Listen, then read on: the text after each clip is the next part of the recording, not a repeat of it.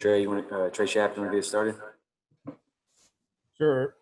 Obviously, Coach, with those that aren't going to be able to go that how's practice been going this week and what adjustments have you had to make? Well, practice has been really good. It was great to be back with the team yesterday. But Monday and Tuesday went well. The coaches' staff ran it real well. The kids practiced hard. We've had to make a few adjustments, but injury-wise, you'd have to do that anyway, so it's gone. Practice has gone well. Tom?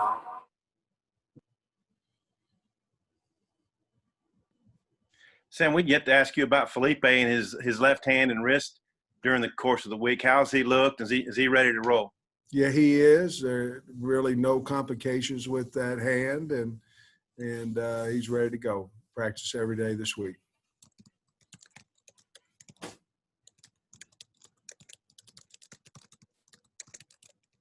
Nikki?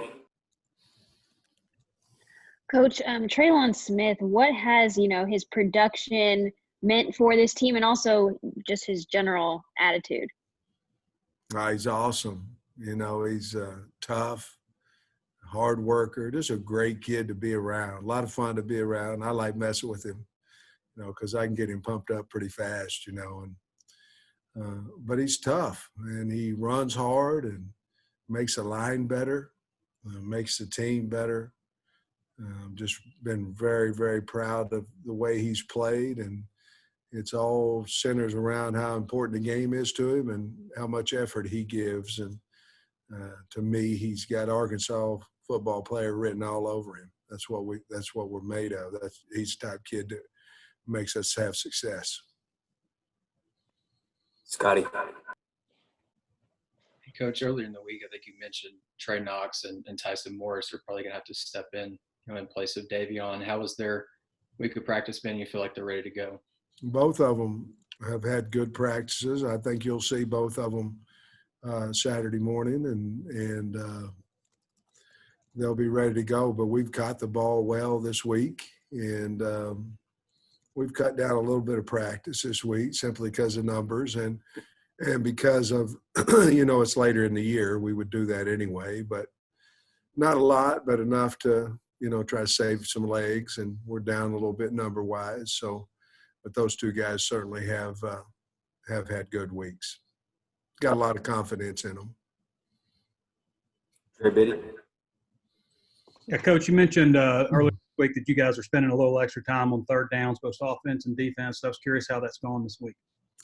Well, I think yesterday it ended up 500, 2 for 4 on offense and defense with the ones, and I think the twos were a little less than that. It might have been a 1 for 4 day, maybe 2 for 4. I think it was a 1 for 4 day with the twos against the twos. So we had 8 reps total, and we graded them. I mean, we wanted that to be a big emphasis on practice, and it was, and I thought both sides did well on it. Coach?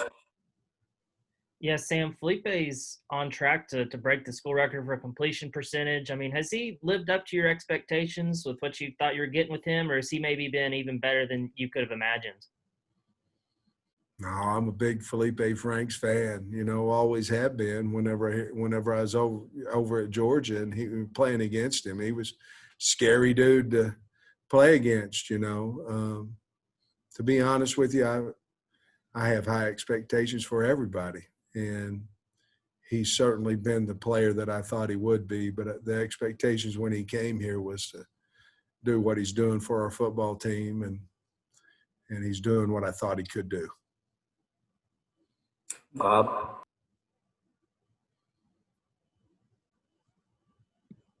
Hey, Sam, I was doing some on Brooks and Foucher. I was wondering if you could maybe say something about each of them, how you think they've played this season. And with them both being Louisiana kids, do you think they get a little extra pumped up to play LSU?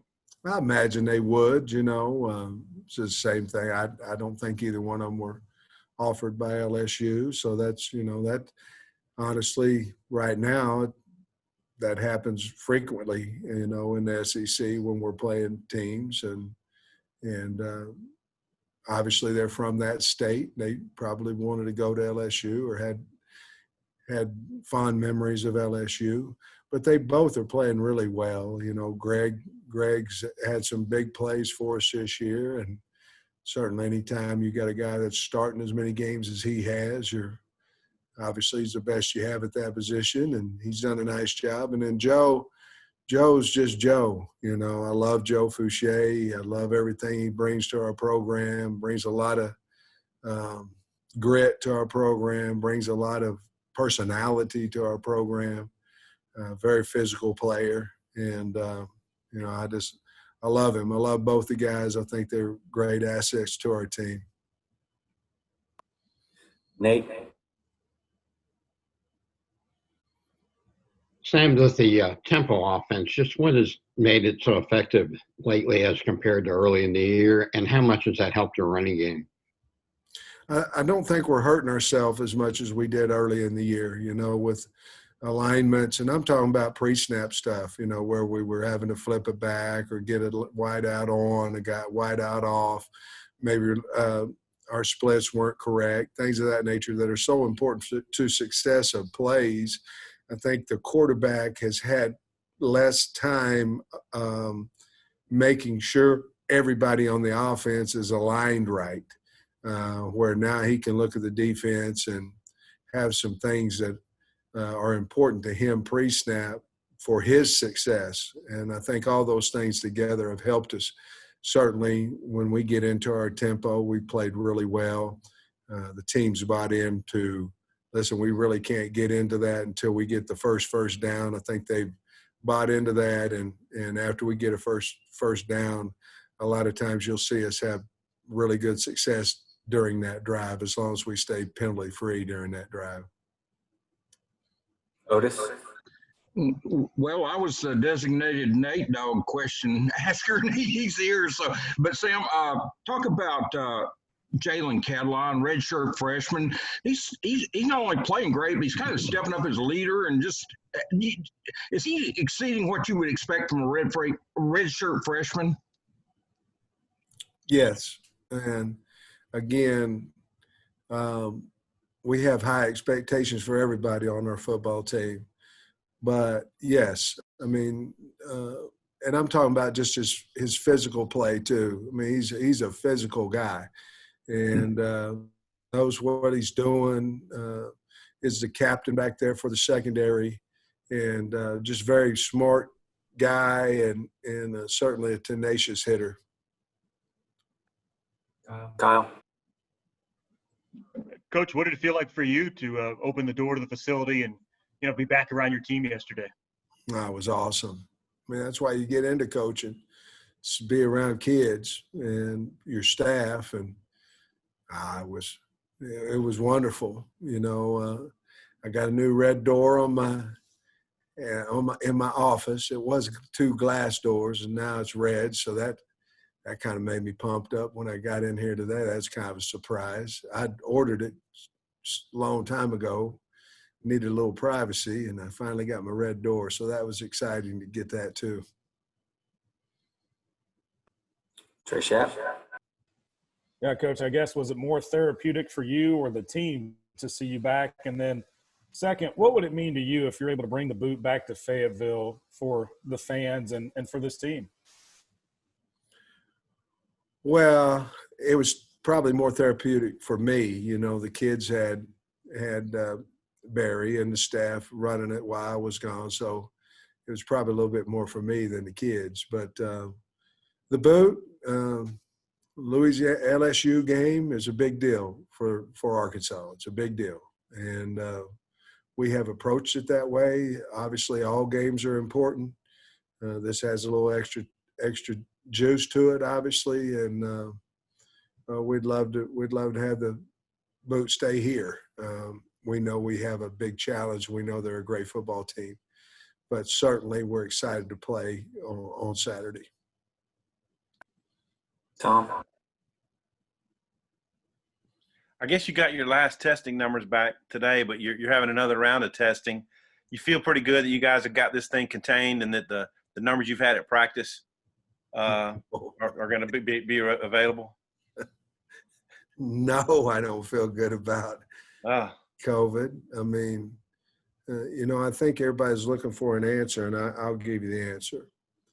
We're going to play Saturday as of right now. We're going to play. We have a test that we took today that gets back tomorrow. And I'm going to just tell you the truth. We're running thin, and we want to play the game. But you have to have adequate numbers to play the game, and we are thin. And so if we have a good test tomorrow, then by golly, we're going to play the game. We want to play the game. We have not talked to our players 1 second about not playing the game because we want to play the game. They want to play. And so as long as our numbers will allow us to play, that's what we're going to do. Are we thin? Yes. Nikki. Coach TJ Finley, he's a really young player. You mentioned him briefly on Monday, but what have you seen after watching more film on him and what he could present as a challenge to you guys? As you watch him a little bit more, he got a much stronger arm than what I thought. From watching him the first couple of games, I was more concerned about him taking a ball down and running. And obviously there's concern there, Nikki, but he has a much liver arm as you continue to watch him than what I earlier thought. So the guy can hurt you both throwing and running. Played a great game against South Carolina. And so he's just a double threat. He's one of those quarterbacks that you're not – it's hard to prepare for because he can hurt you when things break down. And so we're certainly trying to be ready for that. But I think to answer your question was the strength of his arm is a little bit more surprising as I continue to watch him. Trey Biddy. Coach, I was curious about recruiting in the state of Louisiana. You guys brought a couple of guys in last year, have 8 players from Louisiana on the roster. How important is that state to your guys' recruitment because they do produce so many players? And who's in there? Is it – I know probably Coach LeBlanc. Derek's in there. Brad Davis is in there. I think that's it right now. I think Derek and Brad. Jimmy Smith may have a small portion of that too. It's not, Trey, it's not exactly right on the top of my head simply because, we haven't been out for quite a while. Well, ever, I guess, since, we have, but not since March, I guess. But anyhow, it's very important to us. As we've stated a long time ago, Trey, that if it's a border state to us, it's our hotbed. That's where we want to. Arkansas and the ones that are touching us, we think that's where we can do the most damage in recruiting. Not to say we can't go to Georgia or go to wherever, Florida, but the ones that are touching it, it's easier to sell. It's easier to sell the parents, where they're in driving distance, things of that nature. So it's a very important state to us. Hutch. Sam, you talked about Trey Knox a little bit earlier, but I'm sure this season hasn't gone exactly how he had hoped. I mean, how's his attitude been throughout the year? And could you tell maybe this week he has a little maybe extra pep in his step knowing that he's going to get another opportunity? I can tell that he's excited about this week. Anytime that you started and then you're not necessarily starting or not playing as near as much as you would, that's hard. I mean, it'd be hard on a grown man. That's hard. Very, very thankful the way he handled it. And I think he's extremely excited about his opportunity this Saturday as well as I am and our offensive staff. But he's shown a lot of maturity in this situation that was dealt to him.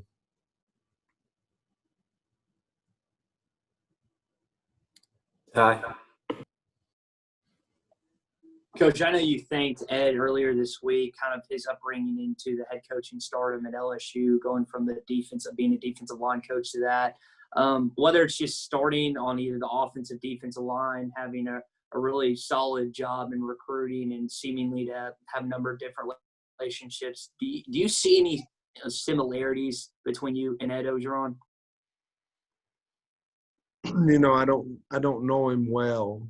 I know that if you speak of him, words like recruiter, players, coach, motivator, things of that nature come from other people when you talk about Coach Orgeron. So hopefully some of those things come out about myself and our staff. But, you know, he worked his way. You look at his resume, it's very similar to mine. I mean, he had to go to a lot of different schools to finally land a head coaching job, and certainly being at Ole Miss, and then certainly being at LSU, and then win a national championship. Those are things that I really can't speak of because I certainly haven't done anything like that. But he surrounded himself with great coaches, and that's I think, you know, I heard him speak about that from his first job to this job, and where he's kind of been a little bit more of a head coach in the fact that he's allowing his coaches to do a little bit more this time than maybe what he did at Ole Miss, and learning from those things. I heard him speak, and certainly I'm a guy that hire people to do a job, and then they need to go do it. And if I was better offensive coordinator than Kendall, then I'd call the plays. And if I was better than Barry, I'd call the defensive plays. The same way with Scott. And I'm not. I'm a guy that, you know, sees things in practice and makes sure that they are what I think should fit our program. And the rest of the guys, they do most coaching. Last one, Bob. Okay, I'll make it a two-parter. Hey, one thing, a follow-up on Brooks, he told us the other night that LSU came in on him. I think he said his high school coach told him on signing day, hey, LSU's interested in talking to you. And he was like, I'm going to Arkansas. I'm committed to them. How good is it to know that? Because you probably didn't know that because you weren't here. And then two, I kind of forgot it was a morning kickoff till you mentioned it. You already played a lot of 11 a.m. games the last 2 years, but this will be the first one. How do you think you guys are ready to go for 11 a.m.? Well, I'll be honest with you. If somebody comes in on you the day of signing date, they really didn't want you. And so, I mean, that's just the truth. You know, they waited till signing date to find you. You probably weren't at the top of their list. Okay, I hate to say that, but it's true. And then the second thing, the 11 o'clock, we had, you know, we've already run through that before. You know, we had a 7 a.m., we had a scrimmage. And we had 7 a.m. pregame, and we went out and scrimmaged at 11 o'clock getting ready for this game, for any 11 o'clock. Well, we kind of were hoping we'd get 11 o'clock game before game 8. You know, it seemed to me like we're the night squad. But being 11 in the morning, we're looking forward to that. We've already ran through that. We had a scrimmage at 11 solely for the reason of being ready. We've already been there, done that for this LSU game. All right, that'll wrap us up. Thanks, Coach. Go Hogs.